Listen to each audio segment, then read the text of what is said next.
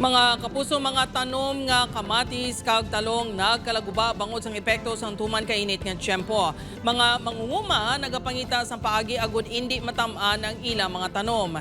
Si Zen Kilantansasa nakatutok live sa Haro, Iloilo City. Zen?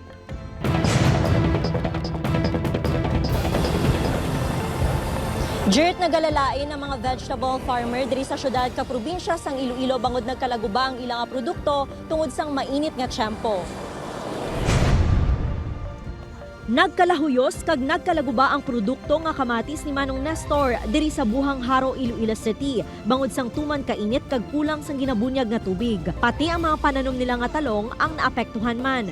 Bangod wala sang ulan, gani napilitan sila nga mag-usar sang motor agud makapamunyag sang tanom. Suno sa iya bangod sang sige-sige nga mataas nga heat index ang tinilikdan nga mga inadlaw, naapektuhan ang ilang produkto. Importante tubig kung way katasok ka. Makusugin ng di guro mahimo ang bunga kamatis. Nakuha sa init. Diri naman sa Cabugao Norte, Pavia, tonelada nga kamatis ang wala man mapuslan bangod apektado sa mainit nga tiyempo. Ang mga gubang nga kamatis ginapanghaboy na lang kag ang iban ginahatag na lang sa luyag magpangayo. Yawan ka man ka finance kay ti sa gatong palang daan.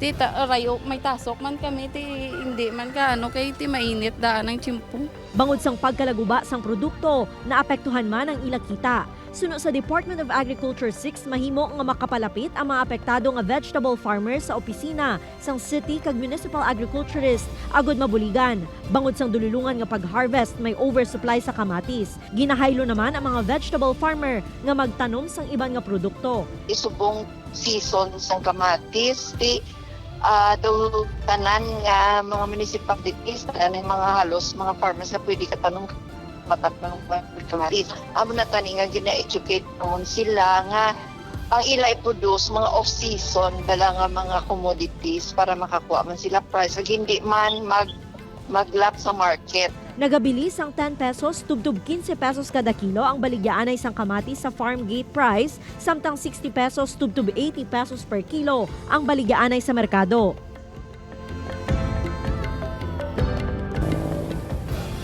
Dirt suno sa Department of Agriculture, mahimo nga makaintra mga mangunguma sa Kadiwa exhibits kag makabaliga sang ilang produkto sa Kadiwa stores. Dirt? Madamo gid nga salamat sa update, Zen Kilantansasa.